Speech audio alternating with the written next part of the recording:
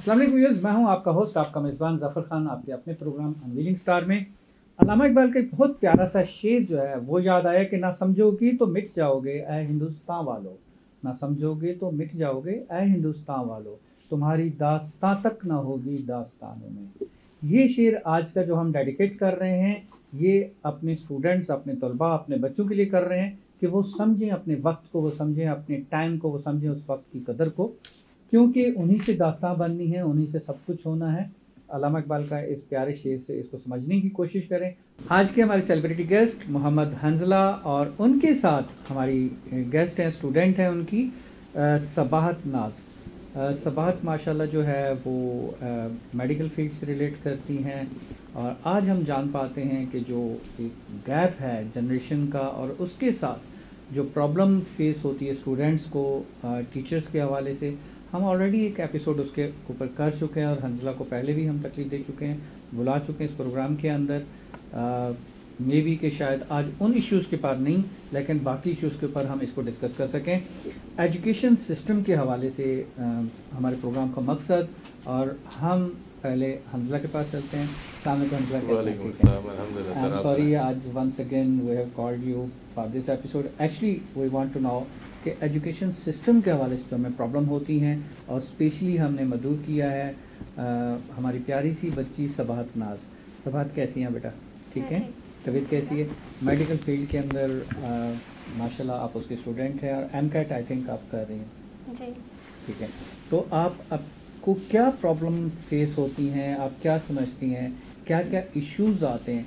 क्योंकि अगर इंस्टीट्यूट के हवाले से देखा जाए तो हमने हंजला साहब को साथ बिठाया है, तो बिला झिझक आप अपने ख्यालात का इज़हार कर सकते हैं। देखिए, जो मेडिकल के स्टूडेंट्स होते हैं ना, बहुत सारी प्रॉब्लम्स फेस करनी पड़ती हैं। एक तो हमारे एजुकेशन सिस्टम में जो फ्लॉज हैं उसकी वजह से भी, और दूसरे जो हमारे टीचर्स होते हैं कॉलेज में, कोचिंग में, और जिस भी इंस्टीट्यूट में हम जा रहे हैं पढ़ने के लिए, एमडी-कैट के लिए, तो वहाँ पे हर जगह कुछ ना कुछ ऐसे अच्छे बुरे टीचर्स हर जगह होते हैं। तो जो टीचर्स कुछ टीचर्स ऐसे होते हैं जो बिल्कुल कोऑपरेट करने के लिए तैयार नहीं होते स्टूडेंट्स की वजह से। तो आपको उन टीचर्स को ये देखना चाहिए कि मेडिकल के स्टूडेंट्स की जो लाइफ है वो ऑलरेडी इतनी टफ़ होती है कि उन्हें कॉलेज भी जाना है, फिर कोचिंग भी जाना है, क्योंकि कॉलेज में इतना ज़्यादा पढ़ाते नहीं हैं, और पढ़ाते भी हैं तो मतलब उनके पास कोई प्लान नहीं होता कि वो इतने टाइम में आपका सिलेबस कंप्लीट करवाएंगे। कोई गारंटी नहीं होती कि सिलेबस कंप्लीट करवाएंगे भी या नहीं, तो मजबूरन कोचिंग सेंटर भी ज्वाइन करना पड़ता है। और फिर उसके बाद फिर एमडी-कैट के लिए भी हमें एक अलग इंस्टीट्यूट जाना पड़ता है। फिर उसी इंस्टीट्यूट में अगर करवा रहे हो एमडी-कैट तो वहाँ पे जाना पड़ता है अलग से।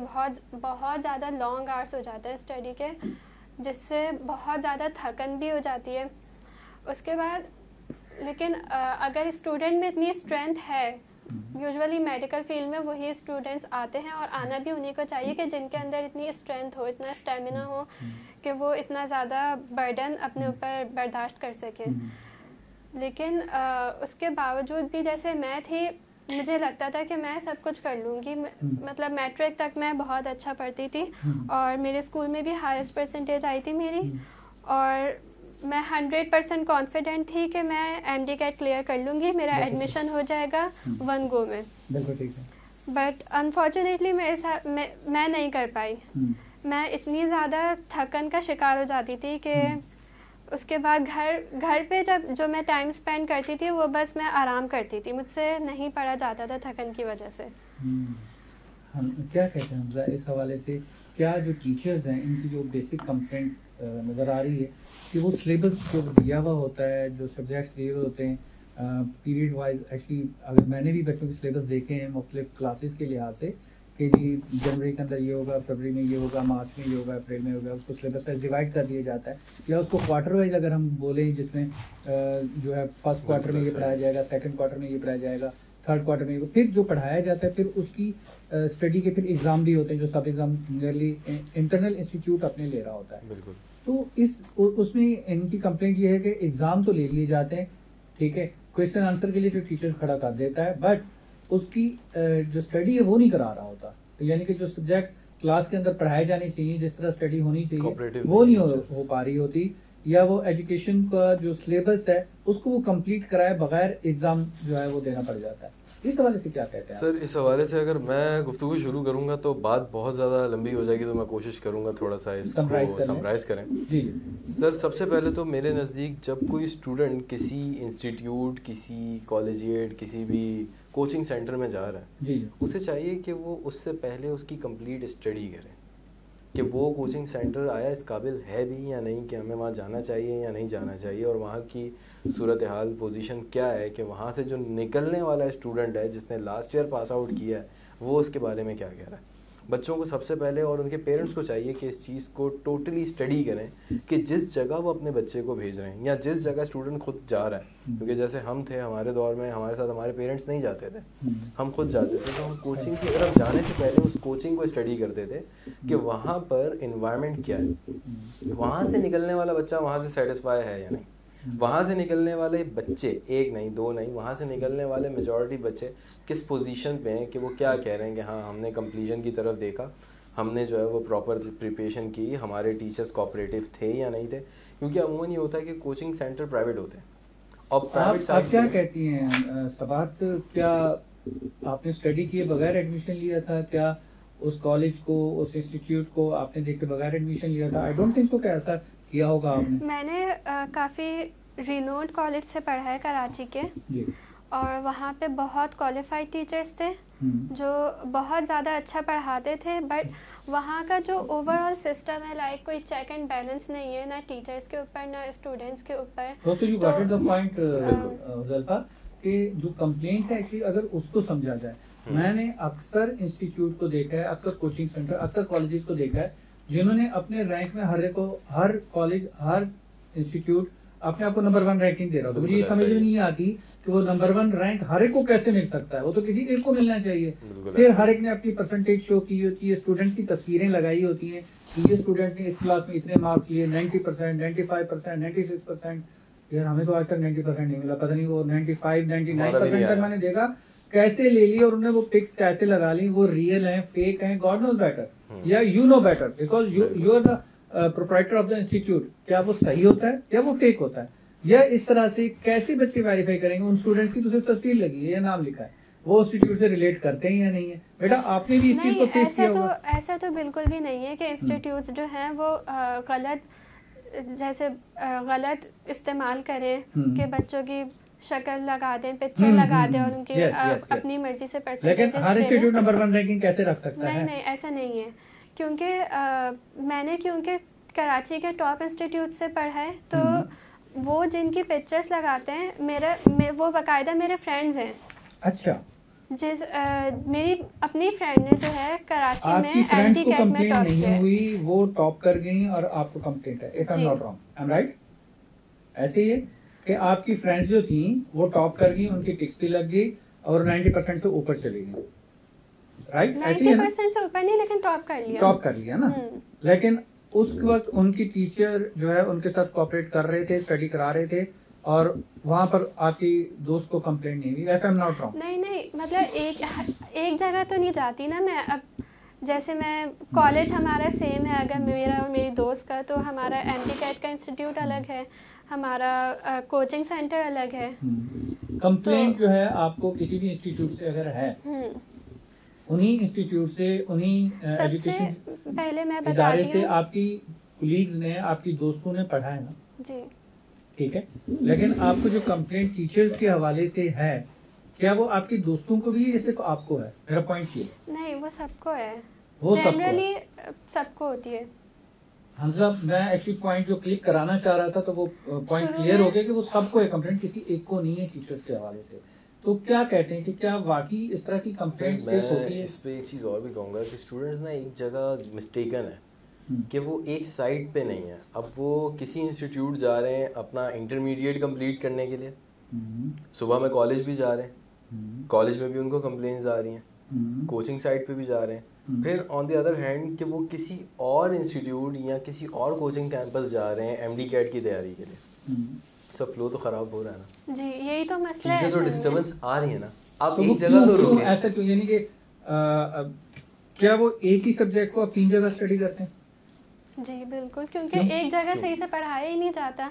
अगर आप कॉलेज में ही सही से पढ़ा दें तो हमें कोचिंग सेंटर जाने चलो कोचिंग सेंटर के लिए तीसरे इंस्टीट्यूट भी जाना पड़ता। जी क्यों? एमडी कैट के लिए। एमडी कैट को थोड़ा सा डिफाइन करें ताकि हमारे व्यूअर्स वो लिसनर्स। और अगर वैसे तो मैं कहती हूँ कि हमारा एजुकेशन की क्वालिटी ऐसी होनी चाहिए कि हमें एमडी कैट के लिए किसी अलग इंस्टीट्यूट जाने की ज़रूरत ना पड़े। दिस इज द पॉइंट, मैं भी यही कहना चाह रहा हूँ, क्योंकि एमडी कैट में वही चीज़ें आती हैं जो हम इंटर में पढ़ते हैं। बिल्कुल सही है, बस उनको पूछने का तरीका थोड़ा अलग होता है, बट आपको कॉन्सेप्ट्स इतने अच्छी तरह क्लियर करने चाहिए, इतनी अच्छी तरह कॉन्सेप्ट्स बिल्ड करने चाहिए कि हम उसकी अगर घर पे ही प्रैक्टिस करें, या ज़्यादा से ज़्यादा अगर किसी को ज़रूरत है तो वो घर पे ही एक ट्यूटर लगा ले या ऑनलाइन कोई एकेडमी ज्वाइन कर ले। कंप्लीट डायरेक्टली आपकी उस मेन कॉलेज की बनती है जहां आपने एडमिशन लिया। Yes, if I am not wrong. या ठीक है, वहां की प्रिंसिपल तक आपने कंप्लेंट पहुंचाई? नहीं। क्यों? वो तो बेसिक कंप्लेंट है बेटा, पेरेंट्स मीटिंग होती है वहाँ पे, बेसिक फैसिलिटीज़ नहीं है, तो इतने बड़े इशू पे तो बात करने की कोई बात करने का पॉइंट ही नहीं है। जैसे गवर्नमेंट कॉलेज जी, तो आप तो मेरे ख्याल में गवर्नमेंट कॉलेज भी तो काफी अच्छे बने हैं अलहमदुलिल्लाह, if I am not wrong. Sir government colleges अच्छे बने हुए हैं, लेकिन वही बात है ना कि सब एक जैसे नहीं है। ऊपर से अच्छे लगते हैं, बस सामने से अगर आप विजिट करने आएंगे तो अच्छे लगेंगे आपको, लेकिन वहाँ पे स्टूडेंट्स के लिए वॉशरूम तक की फैसिलिटी नहीं है। आप ये देखें, पानी भी, यहाँ तक के वाटर जो हमारी ऊपर गवर्नमेंट लेवल के लोग बैठे हुए हैं, मैं उन तक आपकी कंप्लेंट पहुंचाना चाहूँगा, जो एजुकेशन मिनिस्ट्री है उस तक आप डायरेक्टली कैमरा आपके आगे आप उनको बताएं कंप्लेंट है अपनी कि हमें ये फैसिलिटी बेस के कम से कम कॉलेजेस के अंदर होनी चाहिए। टीचर्स के लिए आपने इतना अच्छा स्टाफ रूम बनाया हुआ है, वहाँ पे हर तरह की फैसिलिटी है, उनके लिए एक किचन भी है, उनके लिए वॉशरूम भी है, एक नहीं इतने सारे वॉशरूम्स हैं, इनके लिए मेड्स भी हैं, सब हर तरह की फैसिलिटी है जैसे वो अपने घर में हो। और स्टूडेंट्स के लिए नहीं है, स्टूडेंट्स को बस ज़्यादा से ज़्यादा एक चेयर मिल जाएगी बैठने के लिए, या फिर वो भी नहीं मिलेगी क्लासरूम के अंदर। जी हमला आप इस बारे में क्या कहना? सर मैं इस हवाले से यही कहूँगा, ये टीचर अगर रिप्रेजेंट कर रहे हैं एज इंस्टीट्यूट, एक तो वेदर कंडीशंस जो हैं बहुत ज़्यादा कभी कभी ख़राब हो जाती हैं, तो उसमें भी चाहिए कि स्टूडेंट्स का भी थोड़ा ख्याल करें। जब कॉलेज के प्रिंसिपल्स और टीचर्स जब एसी में बैठे हुए हैं, वो भी फिर आके फिर उसी क्लासरूम में बैठे ना, उसी एनवायरनमेंट को फेस करें जिस एनवायरनमेंट को स्टूडेंट्स फेस कर रहे हैं। जब तक अपने पे नहीं गुजरेगी तो कैसे पता चलेगा? जी ठीक है, मतलब इतने हॉल जैसे क्लासरूम में अगली कंप्लेंट जमा होती जा रही है, सिर्फ 2 फैंस होंगे, वो भी इतनी ऊपर, इतनी सीलिंग इतनी हाई होती है कॉलेज के जो क्लासरूम्स होते हैं उनकी, उसकी हवाई नीचे तक जी उनकी हवाई नीचे तक नहीं आती। सही, वो ना चलने के बराबर होता है। क्या पता इसके नीचे ना आते कि अब जो वर्क है वो पलट ना जाए आप लोगों के जो पढ़ रहे हैं वो फिर चीज ना हो जाए। अंदर क्या कहते हैं आप? ये तो बहुत सारी कंप्लेंट जमा हो गई as a teacher, as institute. Sir ये आप रिप्रेजेंट कर रहे हैं सर कराची को, ये डायरेक्ट कंप्लेंट्स स्टूडेंट्स को चाहिए कि करें। अब एक स्टूडेंट नहीं करे, ये number of quantity of student जब करेंगे तो इन कंप्लेंट्स पे एक्शन लिया जाएगा। क्योंकि अमूमन ये होता है कि हम नोट्स करते हैं इस चीज़ को कि बच्चा क्या कहता है, सर कॉलेज कौन जाता है, सर हम कॉलेज नहीं जा रहे, सर मैंने कॉलेज में आज वाली क्लास मिस कर दी, या मैं कॉलेज नहीं गया तो ये प्रॉब्लम है तो मैं नहीं जा रहा। अब आप वहाँ जा नहीं रहे, आप वहाँ जाते नहीं हो तो आप वहाँ किसी चीज़ की कंप्लेंट भी नहीं करते। इस बिहाफ पे जो बच्चा इंस्टीट्यूट्स में आ रहा है, फिर वो इंस्टीट्यूट्स में थोड़ा सा डिस्टर्ब होता है, क्योंकि उसने पहले कॉलेज में एडमिशन लिया, थोड़ा टाइम वो कॉलेज जाता है, वो कॉलेज के हालात देखता है, उसको वो समझ नहीं आते, फिर वो 1-2 महीने का और ब्रेक दे के फिर वो जाता है इंस्टीट्यूट्स की तरफ। वहाँ जब वो एडमिशन लेता है, कितने % रेशियो का अटेंडेंस का स्टूडेंट्स का? आई थिंक कुछ तो बिल्कुल नहीं आते, मतलब 80% होता है, 90% होता है, 50%? 80-90% तो बिल्कुल भी नहीं, ज़्यादा से ज़्यादा 70%। अगर देखिए तो 70% इज नॉट बैड यार। लेकिन वो भी सिर्फ प्री मेडिकल के स्टूडेंट्स का होता है, क्योंकि प्री मेडिकल के स्टूडेंट्स के 4 सब्जेक्ट्स के प्रैक्टिकल्स होते हैं, तो उन्हें 4 दिन तो आना पड़ता है हफ्ते में। और ऊपर से अगर जैसे मैं सेकंड ईयर में आई तो बहुत सारे लोगों ने शुरू में ही एमडी कैट ज्वाइन कर लिया था, मैंने भी कर लिया था, तो अगर वो इसी स्पीड से चलते रहेंगे कि एक सब्जेक्ट का हफ्ते में एक प्रैक्टिकल हो रहा है और अगर किसी का उसी दिन एमडी कैट की भी क्लास होती है तो फिर वो तो दोनों जगह नहीं जा सकता ना, तो इस वजह से वो हफ्ते में कभी कभी एक सब्जेक्ट के 2 दिन भी प्रैक्टिकल्स हो जाते थे। तो जैसे शुरू में थोड़ा ज़्यादा जाना हुआ, उसके बाद फिर कम, जैसे एक सब्जेक्ट के प्रैक्टिकल ख़त्म हो गए तो फिर 3 दिन जाना हुआ। उसके बाद यहाँ पर जो दोनों एंड पे आ रही है कि पेरेंटिंग एंड पे के क्या वो इतना फ्री हैंड दे देते हैं बच्चों को कि जी आप जाए ना जाए आपकी मर्जी है, या बच्चों ने जो बोल दिया कि हाँ जी आज जो है हमें कॉलेज नहीं जाना, आज हमारा सब्जेक्ट नहीं है, आ जाओ, फिर हमारे पास मैसेज आ गया, पेरेंट्स उसको चेक नहीं करते। यहाँ से मैं जानना चाहूँगा, आपसे फीडबैक लेना चाहूँगा मतलब एक छोटे से ब्रेक के बाद ये चलते हैं ब्रेक से, और ब्रेक से वापस आकर हम जानते हैं इस सवाल से पेरेंटिंग के हवाले से आंसर से कि उनका क्या है।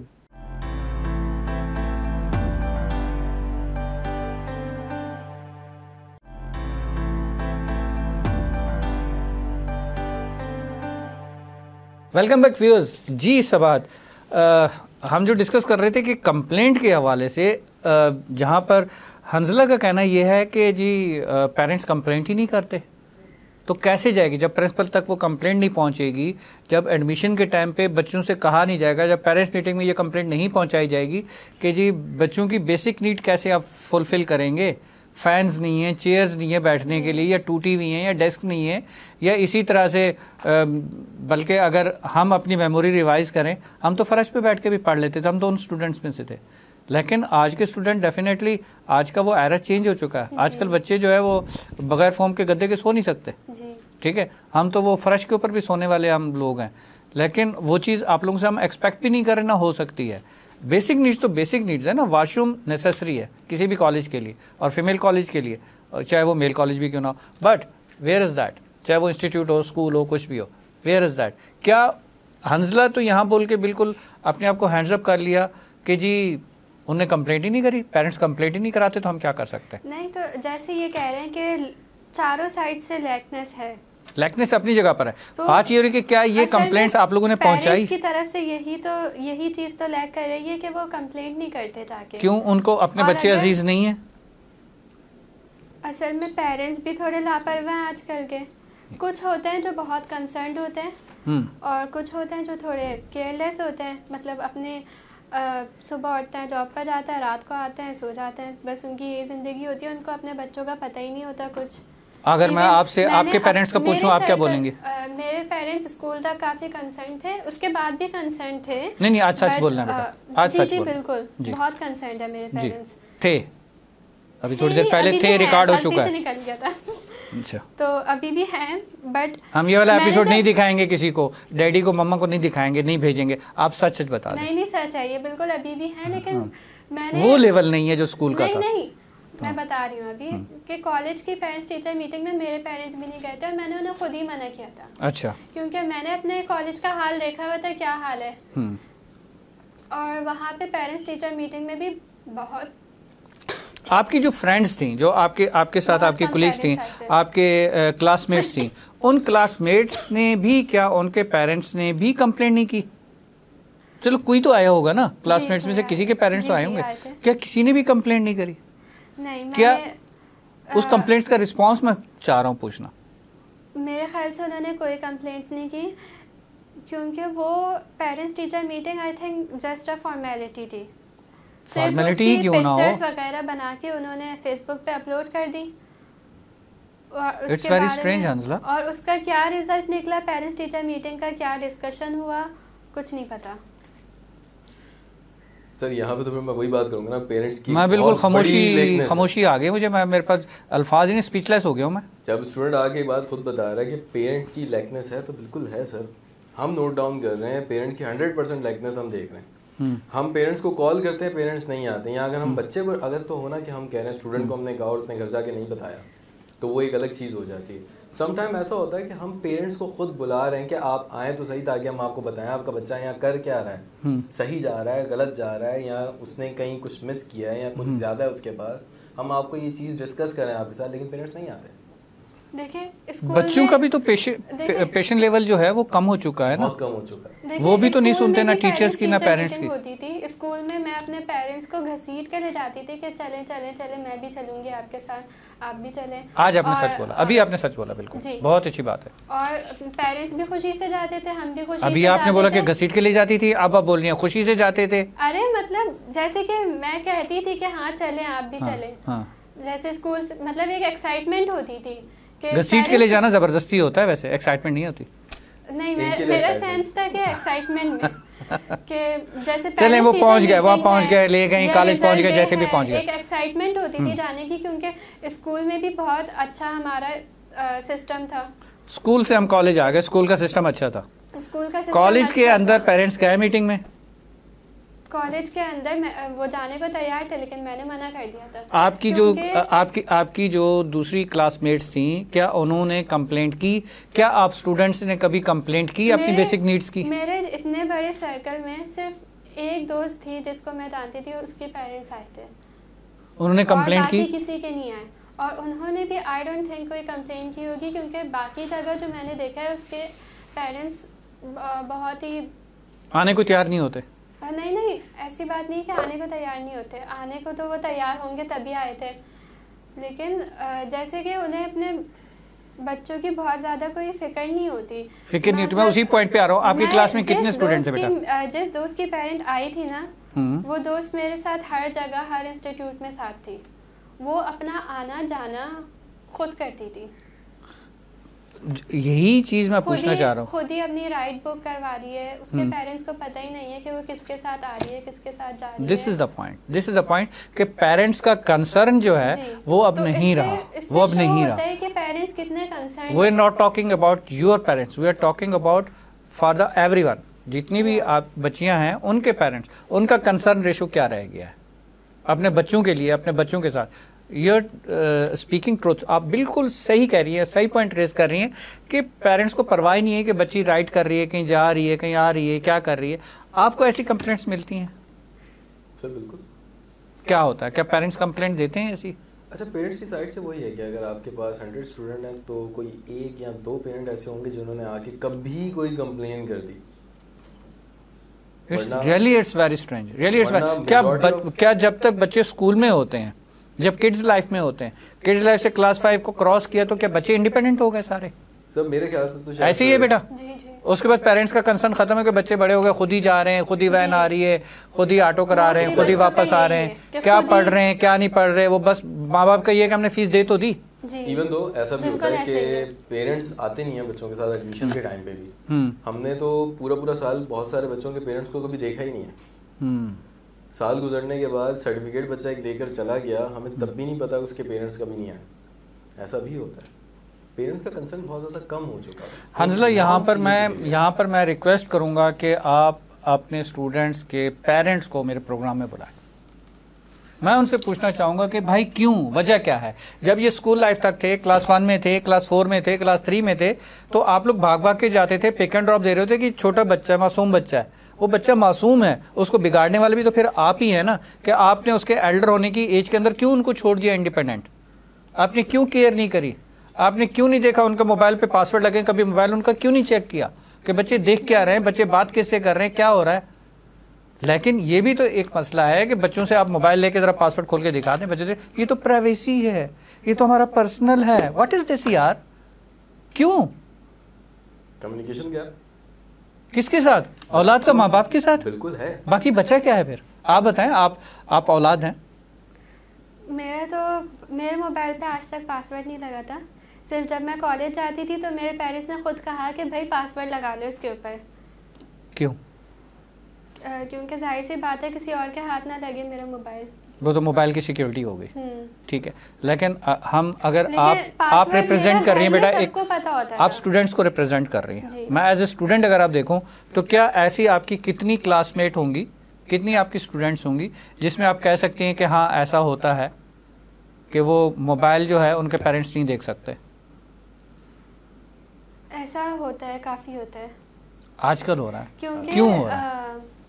नहीं देखिए, मेरे सर्कल में जो है काफ़ी अच्छे बैकग्राउंड से भी लोग थे। रेशो क्या है? आई थिंक 60 to 40 होगा। अच्छे बैकग्राउंड वाले नहीं 50-50 कर लें चले। चले आपकी बात मान लेते हैं, 50-50 कर लेते हैं। लेकिन हंजला यहाँ पर कंप्लेंट अपनी जगह मौजूद है कि पेरेंट्स तक, आप पेरेंट्स को कॉल करते हैं? बिल्कुल। पेरेंट्स को आप कंप्लेंट देते हैं जी। क्या जवाब आता है? आज हम मसरूफ़ हैं, फिर हम देखते हैं, आपको बताते हैं। वो फिर जब दोबारा कॉल जाती हो तब भी मसरूफ़ ही होते हैं। मैं आपसे यही कह रहा हूँ ना कि अगर हमारे पास 100 स्टूडेंट्स हैं तो 2 से 3, 4, 5 मैक्सिमम बच्चे ऐसे होंगे जिनके पेरेंट्स को कोई कंसर्न होगा। अदरवाइज मेजॉरिटी पेरेंट्स नहीं आते क्योंकि किसी के कोई फैमिली इश्यूज़ हैं, किसी के कोई फाइनेंशियल इश्यूज़ हैं, किसी का कोई जॉब का इशू है, मुख्तलिफ उनके कोई ना कोई कंसर्न्स होते हैं कि भाई हमारे पास ये प्रॉब्लम है जिसकी वजह से हम नहीं आ रहे, आप देख लें इसको, आप अपने हिसाब से इसको टैकल कर लें। फिर हम अपने हिसाब से अगर किसी बच्चे पे थोड़ी सी भी स्ट्रिक्टनेस ज़्यादा कर लें तो बच्चा ऑन द स्पॉट उस जगह से गायब हो जाता है। यानी कि वो क्लास छोड़ देता है, वो इंस्टीट्यूट छोड़ देता है? बिल्कुल ऐसा है। और वो फेस करने के लिए मिलती है। रीज़न ये अगेन कम्युनिकेशन गैप है कि वो बच्चा हमसे भी आके बात नहीं करेगा।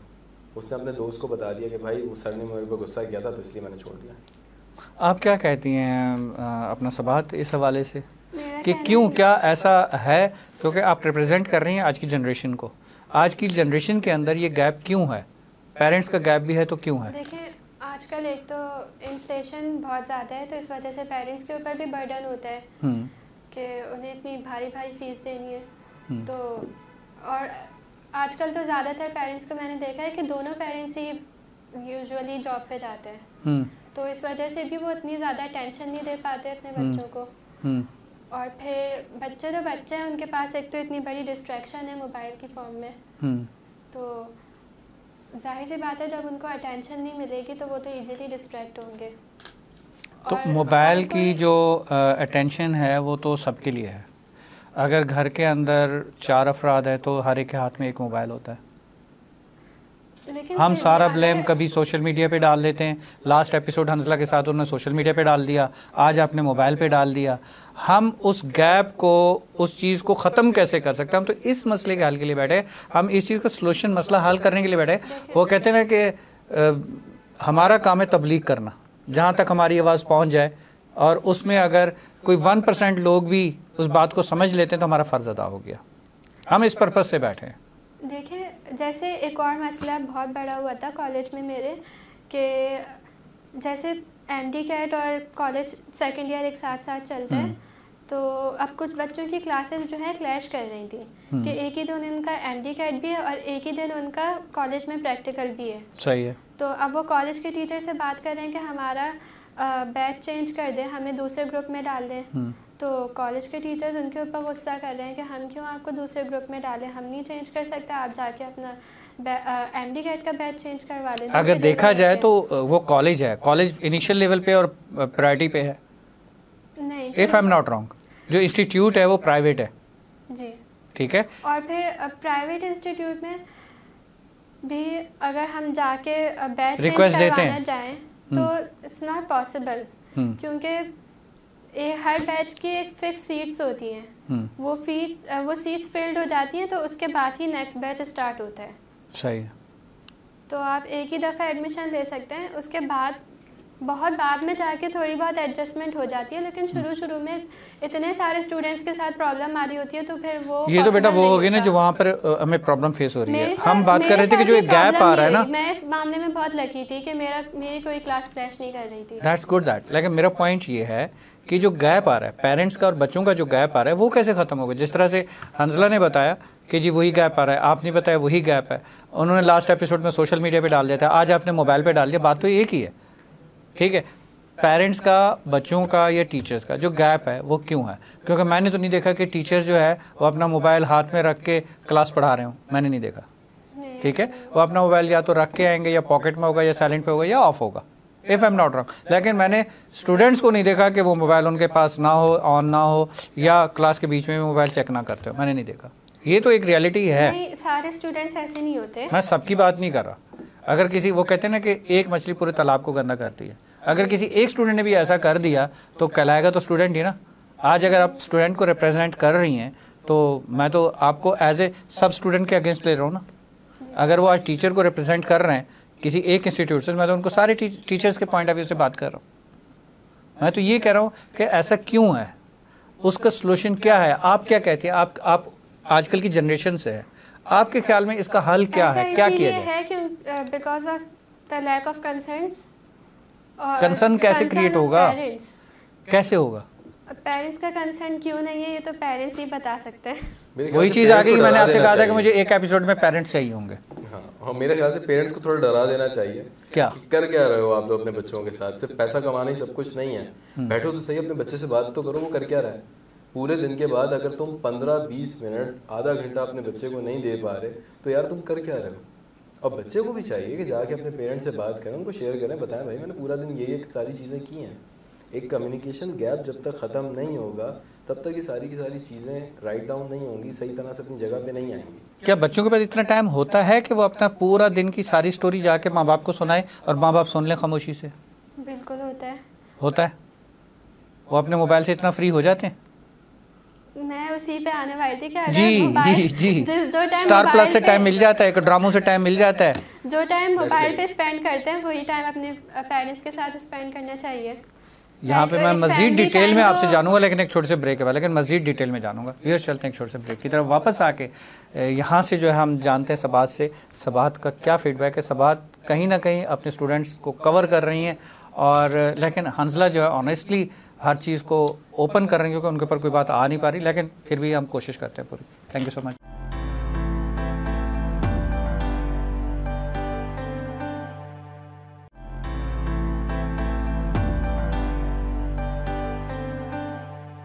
Welcome back viewers. चलते हैं हम वापस सबात के पास और हंसला के पास।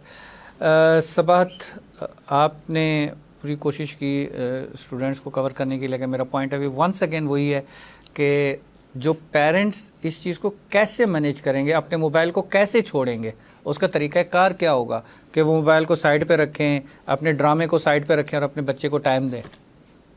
कोई है आपके जहन में ऐसा आइडिया? ऐसा तो फोर्सफुली करना चाहिए। फोर्सफुली बच्चे करें? नहीं, सबको अपने आप को फोर्स करना चाहिए, पेरेंट्स को। पेरेंट्स नहीं कर पा रहे क्योंकि हर एक को एक ही बीमारी लगी है मोबाइल की। जी, तो इस बात को रियलाइज़ करना चाहिए ना कि ये मोबाइल जो है ये सारा सब कुछ बर्बाद कर रहा है, ये बर्बाद कर रहा है।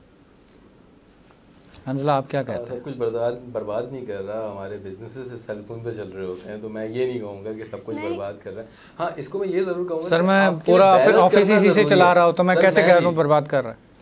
मैं घर की बात कर रही हूँ। हाँ, घर में बैलेंस मेंटेन करना जरूरी है। बैलेंस मेंटेन, टाइम मेंटेन कर लो यार। मैं नहीं कह रहा पूरा दिन माँ बाप के साथ बैठे रहो, या पूरा दिन दोस्तों के साथ बैठो, या पूरा दिन सेल फोन इस्तेमाल करो, या पूरा दिन पढ़ते रहो। स्केड्यूल डिजाइन होना चाहिए। स्केड्यूल डिजाइन होना चाहिए। आपका सुबह का टाइम कॉलेज का है, सेकंड शिफ्ट आपकी इंस्टीट्यूट या कोचिंग कैंपस जो भी आप कर रहे हैं वो है। देन आपके पास कोई एक्टिविटी होनी चाहिए, किसी किस्म का कोई गेम होना चाहिए। देन आपके पास रात का टाइम है मोबाइल पे गेम, मोबाइल पे होना चाहिए। मोबाइल पे फिजिकल गेम्स की फिजिकल गेम पे ओके। हम हो सकता है फिर वापस कर रहे हैं, हम डिजिटल गेम्स की बात नहीं कर रहे हैं। ओके, वीडियो गेम्स की बात नहीं कर रहे हैं, हम गेम्स की बात कर रहे हैं। प्लेग्राउंड की हम बात कर रहे हैं। प्लेग्राउंड की हम बात कर रहे हैं। आप कोई एक एक्टिविटी ऐसी रख सकते हो, अगर आप वीकली बेसिस पे भी रखना चाहो तो रख सकते हो, जरूरी नहीं है डेली बेसिस पर हो, लेकिन होना चाहिए। इसके साथ पेरेंट्स के साथ आपका कम्युनिकेशन जो है वो खाने का टाइम एक बेस्ट रहता है।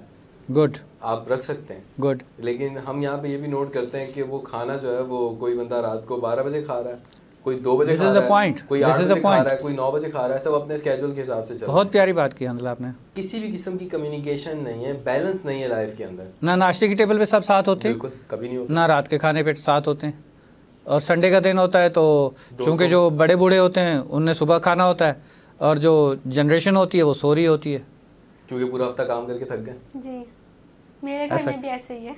यही तो हम कह रहे हैं। ऐसा क्यों? आप बताएंगे ना, अब ऐसा क्यों? उन्हें तो पॉइंट रेज किया, आप पे अटैक हो गया, ऐसा क्यों? यही क्लिक हो गया।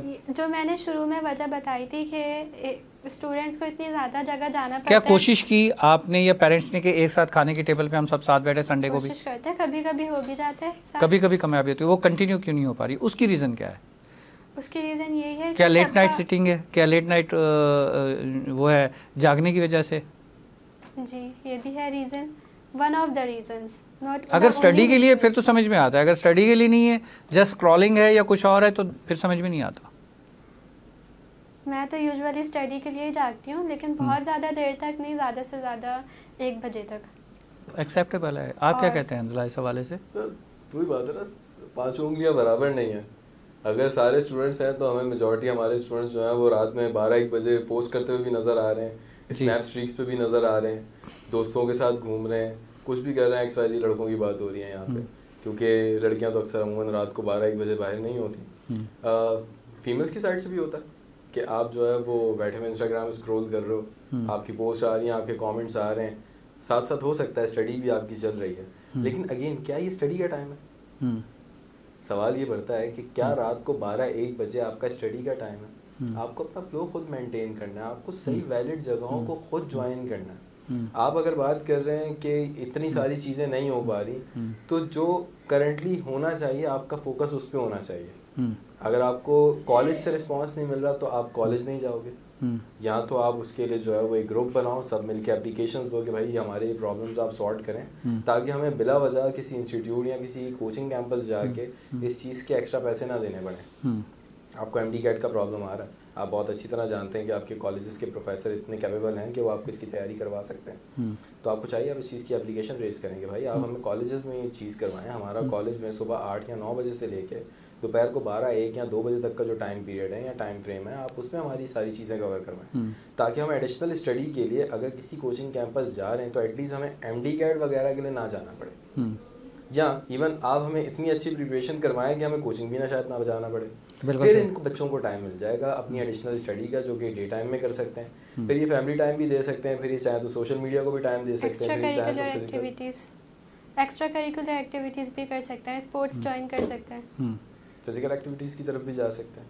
तो मेन तो वही बेसिक फिर पेरेंट्स के ऊपर आ गया कि पेरेंट्स इस चीज़ के हवाले से पहले अपने बच्चों के साथ उस मीटिंग में जाएं या उस कॉलेज में जाएं या उस इंस्टीट्यूट में जाएं, वो अपने बच्चों के जो इंस्टीट्यूट्स में जैसे खासतौर से गवर्नमेंट कॉलेजेस के जो टीचर्स होते हैं वो भी तो पेरेंट्स होते हैं ना। जी बिल्कुल। तो उनको भी समझना चाहिए कि स्टूडेंट्स की क्या डिफ़िकल्टीज़ हैं, क्या हार्डशिप्स उनको फेस करनी पड़ी हैं। तो अगर टीचर्स ही स्टूडेंट्स के साथ मिलें, उनको सपोर्ट करें, उनके साथ कोऑपरेट करें, तो आई थिंक थोड़ा बहुत बैलेंस क्रिएट हो जाएगा, इतनी ज़्यादा प्रॉब्लम्स नहीं क्रिएट होंगी। लेकिन मसला ये है कि टीचर्स भी इतने ज़्यादा कोऑपरेट नहीं करते, बल्कि टीचर्स खुद मायूस हो जाते हैं कि एक तरफ से वो समझते हैं कि बच्चों का कंसर्न नहीं है, बच्चे नहीं पढ़ना चाहते, बच्चे आ ही नहीं रहे। तो इंक्लूजन क्या निकाला हमने पूरा एक घंटा जो पूरा हमने प्रोग्राम किया, उसमें हम किस नतीजे पहुँचे कि हम कहाँ खड़े हैं, कहाँ पर फॉल्ट है, कहाँ पर एरर है, ताकि हम उसको डायरेक्टली जो है अटेंशन करके बोल सकें। आप क्या कहती हैं बेटा? First of all we all need to be on the same page. हमें एक दूसरे की डिफ़िकल्टीज़ को समझना चाहिए, एक दूसरे की प्रॉब्लम्स को समझना चाहिए, और फिर साथ में कोऑपरेट करना चाहिए। एक मतलब हर कोई अपनी प्रॉब्लम्स खुद से सॉल्व नहीं कर सकता, खासतौर से स्टूडेंट्स। तो स्टूडेंट्स के साथ सबसे ज़्यादा कोऑपरेट करना चाहिए, टीचर्स को भी और पेरेंट्स को भी। और जो स्टूडेंट्स हैं जो पेरेंट्स को टाइम नहीं देते, अपने टीचर्स को टाइम नहीं देते, अपने सोशल मीडिया को ज़्यादा टाइम देते, उनके साथ क्या करना चाहिए? उनके साथ सख्ती करनी चाहिए पेरेंट्स को। और फिर उसके ऊपर होता है कि आपने हमारे पास सख्ती क्यों करी? क्योंकि कुछ दिन पहले जब हमने एपिसोड किया तो उस पर कहा गया कि जी वो सख्ती तो नहीं होनी चाहिए, तो वो दौर ही नहीं है, तो वो एरा नहीं है कि जिसमें सख्ती होती है। इसमें तो बड़े प्यार से बच्चों के साथ पेश आना चाहिए। जी आप क्या कहते हैं? मतलब क्या यही चीज़ हुई थी आपके लास्ट एपिसोड के अंदर जब हमने डिस्कस किया था कि नहीं जी? वही कम्युनिकेशन गैप है, आपको उसको रिड्यूस करना पड़ेगा। बच्चों को चाहिए पेरेंट्स से बात करें, पेरेंट्स को चाहिए टीचर के साथ भी कोऑर्डिनेट करें, एडमिनिस्ट्रेशन के साथ भी कोऑर्डिनेट करें, एडमिनिस्ट्रेशन को चाहिए कि पेरेंट्स के साथ भी कोऑर्डिनेट करें। यहाँ से बात कह चुके हैं कि टाइम ही नहीं है, ना अम्मा पापा के पास टाइम है और ना जो है वो किसी और के पास टाइम है कि वो कंप्लेंट्स को लॉन्च कर सकें। और टीचर पहले जो है वो टीचर घर तक भी अप्रोच करते थे, एक लेटर TCS करवाते थे। क्या आपका इंस्टीट्यूट ये इस तरह की स्टूडेंट्स की कंप्लेंट भेजता है? क्या वो जो रिजल्ट कार्ड होते थे, अब तो ये हो गया है मेजॉरिटी के अंदर, बल्कि बहुत जगह देखने को मिलता है कि जो पेरेंट्स के साइन होते हैं बच्चे खुद करके ले जाते हैं रिजल्ट कार्ड के ऊपर भी, और इंस्टीट्यूट में जाके जमा करके देखें हमारा जो है हम तो पास हो गए, पेरेंट्स ने बोल दिया, साइन कर दिया, वेरीफाई हो गया। अब इसमें होता ये है कि हम पेरेंट्स तक अब लेटर तो खैर नहीं भेजेंगे, लेकिन जदीद दौर है, आपके पास स्मार्ट मैसेज करेंगे, आप व्हाट्सएप करते हैं उस चीज़ को। लेकिन सर हमारे बच्चे माशाल्लाह इतने होशियार हैं ना कि उसे भी ब्लॉक कर देते हैं। वो व्हाट्सएप ही नहीं पहुंच जाता, वो व्हाट्सएप ही नहीं पहुंच पाता। बिल्कुल सही। कॉल कर रहे हैं तो कॉल फिर पेरेंट्स की साइड से भी लाइकनेस है, कहीं बच्चों की फनकारी है, कहीं पेरेंट्स की लाइकनेस है, कहीं हम इस सारी चीज़ों को लेके पूरा साल डिस्टर्ब भी रहते हैं। यहाँ पर मैं आप दोनों से जो है ये रिक्वेस्ट करूँगा कि मुझे एक एपिसोड के अंदर पेरेंट्स चाहिए। आप अपने स्टूडेंट्स के पेरेंट्स को इनवाइट करें, आप अपने पेरेंट्स को लेके आएँ, ताकि मैं उनसे पूछ सकूँ कि क्यों एज ए पेरेंट्स क्यों। क्योंकि यहाँ पर तो अभी हमने एक दूसरे के ऊपर डाल दिया, कभी सोशल मीडिया पे डाल दिया, कभी टीचर्स पे डाल दिया, टीचर्स ने पेरेंट्स पे डाल दिया, आपने भी पेरेंट्स पे डाल दिया। पेरेंट्स तो है नहीं, जो नहीं होता उसके ऊपर सारा मलबा गिरता है, if I am not wrong. Thank you so much for to participating in this episode. Viewers, result जो है वो इस पूरे एपिसोड का ये निकाला कि जी पेरेंट्स जो है वो ना बच्चों को टाइम दे पा रहे हैं, ना इंस्टीट्यूट को टाइम दे पा रहे हैं, ना इस कोऑर्डिनेशन में है, और बच्चों के साथ भी कोऑर्डिनेशन में नहीं है, इंस्टीट्यूट के साथ भी कोऑर्डिनेशन में नहीं है, और प्लस टीचर्स के साथ भी कोऑर्डिनेशन में नहीं है। जो गैप आ पा रहा है उसमें बच्चे खुद ही पेरेंट्स के साइन करके रिजल्ट कार्ड भी वापस ले जाते हैं। अगर वो व्हाट्सअप पे कोई कंप्लेंट आती है तो बच्चे जो है पेरेंट्स के नंबर से वो व्हाट्सअप ही ब्लॉक कर देते हैं, वो व्हाट्सअप ही नहीं आ पाता। तो इस तरह की चीज़ें जो हो पा रही हैं, इसमें फ़िज़िकल एक जो पेरेंट्स मीटिंग होती है इंस्टीट्यूट पे या घर के अंदर बच्चों के साथ भी एक मीटिंग होनी चाहिए घर की फैमिली की, वो बहुत ज़रूरी है। See to all of you till the next episode, इस वादे के साथ कि आप सब अपना बहुत सारा ख्याल रखेंगे। अस्सलाम वालेकुम, अल्लाह हाफ़िज़।